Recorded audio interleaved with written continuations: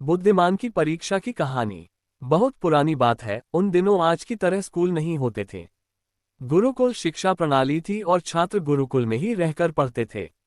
उन्हीं दिनों की बात है, एक विद्वान पंडित थे, उनका नाम था राधेगुप्त।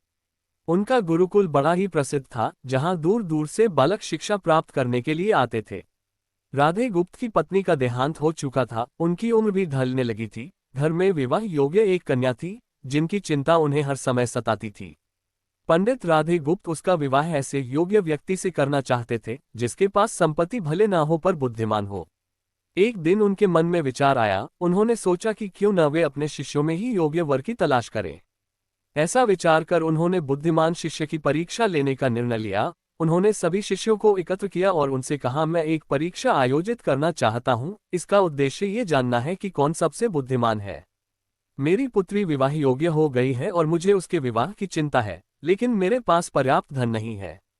इसलिए मैं चाहता हूं कि सभी शिष्य विवाह में लगने वाली सामग्री एकत्र करें। भले ही इसके लिए चोरी का रास्ता क्यों न चुनना पड़े, लेकिन सभी को एक शर्त का पालन करना होगा। शर्त यह है कि किसी भी शिष्य को चोरी करते हुए कोई देख न सके। अगले दिन से सभी शिष्य अपने अपने काम में जुट गए। हर दिन कोई न कोई शिष्य अलग अलग तरह की वस्तुएं चुरा कर ला रहा था और गुरुजी को दे रहा था। राधेगुप्त उन वस्तुओं को सुरक्षित स्थान पर रखते जा रहे थे, क्योंकि परीक्षा के बाद उन्हें सभी वस्तुएं उनके मालिक को वापस करनी थी। परीक्षा से वे यही जानना चाहते थे कि कौन सा शिष्य उनकी बेटी से विवाह करने योग्य है।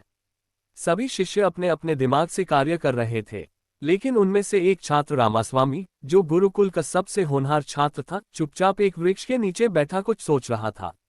उसे सोच में बैठा देख राधेगुप्त ने कारण पूछा।